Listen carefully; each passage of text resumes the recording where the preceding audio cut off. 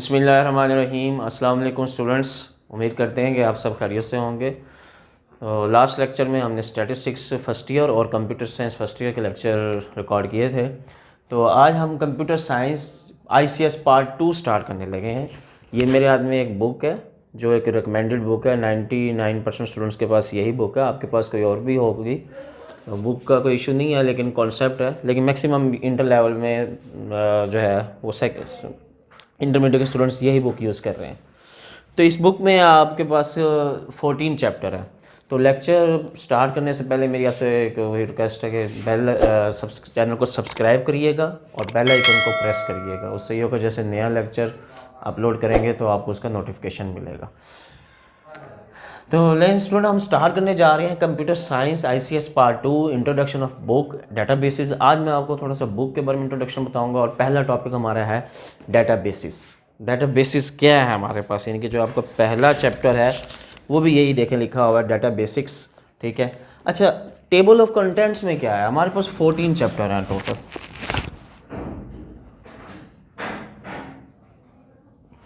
14 chapter हैं, इनमें से हमारे पास 1 से 7 तक आपके DB है और 8 से 14 तक आपका C लैंग्वेज।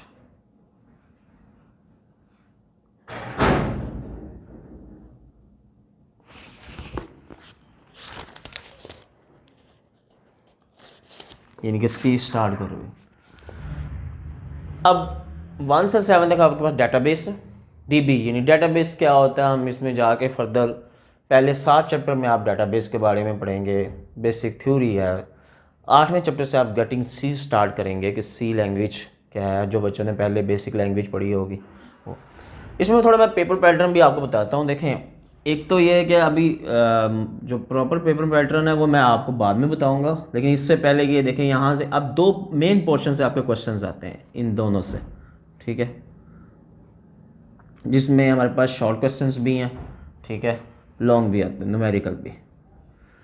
तो एक पार्ट है हमारे पास विजुअल बेसिक।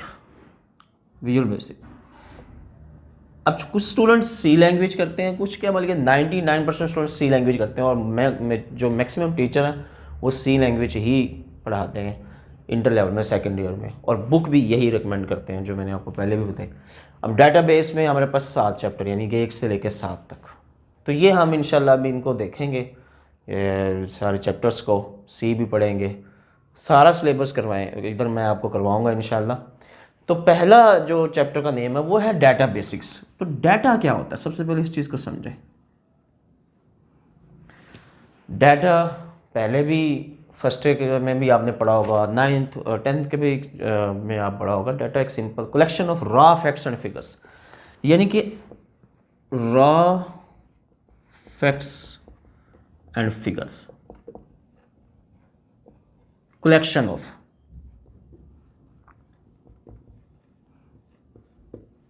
इज कॉल्ड, ये एक सिंपल डेफिनेशन है डाटा की। ठीक है, अब यहाँ पे ये बात समझना ज़रूरी है कि रॉ फैक्ट्स एंड फिगर्स और collection of raw facts and figures क्या है, यानी कि क्या डाटा है, क्या चीज़। एक स्टूडेंट को अगर ये बात भी समझ नहीं आती, देखें, ऑब्जेक्ट यानी कोई पर्सन है, एक ऑब्जेक्ट है, वो पर्सन भी हो सकता है, इवेंट भी हो सकता है, कुछ भी। एक पर्सन, एक स्टूडेंट है, स्टूडेंट का डाटा क्या हो सकता है, name, roll number, father name, address, ये सब डाटा है स्टूडेंट्स का।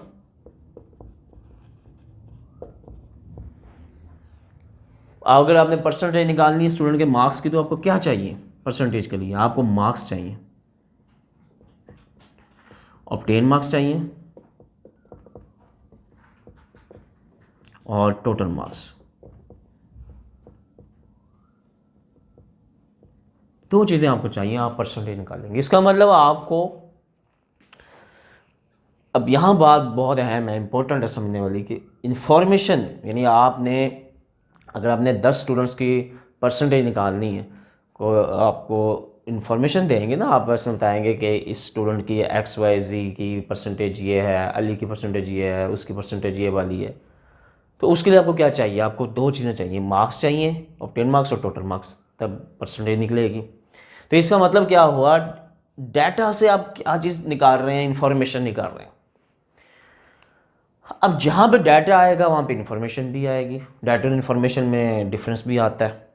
तो इन्फॉर्मेशन क्या हुई? इसका मतलब है द प्रोसेस डाटा, वो डाटा जिस पे आपने प्रोसेस किया है, या ए फॉर्म ऑफ डाटा इन विच जिसमें प्रोसेसिंग हुई हुई है, ठीक है, उसको हम क्या कहते हैं? इन्फॉर्मेशन। ठीक है, यहाँ मैं आपको यहाँ लिख के देता हूँ, आपकी बुक में भी यही डेफिनेशन है। पहला पेज खोलेंगे, चैप्टर नंबर पहला ही डेटाबेसिस में, इसमें पहले ही लाइन में यही डेफिनेशन स्टूडेंट्स लिखी हुई है। Data is a collection of facts, figures and statistics related to an object, यानी किसी ऑब्जेक्ट के रिलेटेड है। An object can a person, मैंने आपको बताया कि पर्सन है, इवेंट और anything about which data is gather, यानी किसी भी चीज़ के बारे में जब आप डाटा इकट्ठा करते हैं। फॉर एग्जाम्पल अगर आप देखते हैं, पर्सन भी हो सकता है ना, आप देखें भाई इस एकेडमी में या स्कूल में रूम्स कितने हैं और चेयर्स कितनी हैं? आप 6 रूम्स हैं, चेयर्स कितनी हैं जी? 3 रूम में चेयर पड़ी हैं जनाब जी, 30 चेयर्स पड़ी हैं, तो 180 चेयर्स। ये भी डाटा है, इसको भी हम डाटा ही कहेंगे। आपने इन्फॉर्मेशन, अब डाटा आपने इकट्ठा कर लिया, आपने देख लिया, ऑब्जर्व कर लिया और आपने बता दिया रूम 6 हैं, 180 चेयर्स हैं, इसका मतलब 180 की जो है ना सीटिंग कैपेसिटी है, यानी 180 स्टूडेंट्स यहाँ बैठे हैं। इसके बाद इन्फॉर्मेशन को अगर मैं डिफाइन करूँ कि इन्फॉर्मेशन क्या होती है, तो इन्फॉर्मेशन की बहुत simple definition, the process data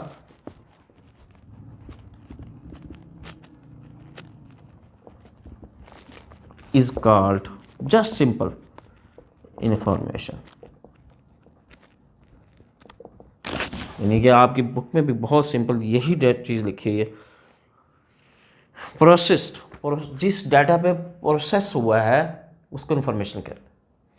ठीक है, ले स्टूडेंट, डाटा क्लियर हुआ, आपको इन्फॉर्मेशन क्लियर हुआ। आप नेक्स्ट इसके हम देखेंगे कि इसमें डिफरेंस कितना है, डिफरेंस क्या होता है। फॉर एग्जांपल डाटा की जो कलेक्शन है वो करना एज़ कंपेयर इंफॉर्मेशन के मुश्किल, क्योंकि इंफॉर्मेशन तो डाटा से ही जनरेट होनी है ना। तो इसका मतलब ये हुआ कि डाटा अगर आपको लॉस्ट हो जाए तो वो इकट्ठा करना, गैदरिंग करना वो मुश्किल है। इन्फॉर्मेशन तो मुश्किल नहीं है, अगर आपके पास डाटा पड़ा है, इन्फॉर्मेशन लॉस्ट हो गई है, आप दोबारा डाटा से इन्फॉर्मेशन जनरेट कर लेंगे। आगे फिर डाटा की हम टाइप्स पढ़ते हैं कि डाटा की एक्टिविटीज़ क्या हैं। एक है डाटा गैदरिंग कैसे होती है, कैप्चरिंग ऑफ डाटा।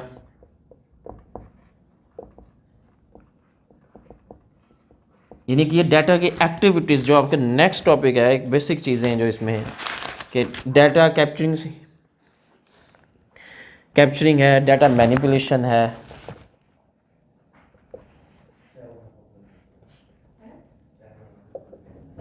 ठीक है, और मैनेजिंग आउटपुट रिजल्ट्स है।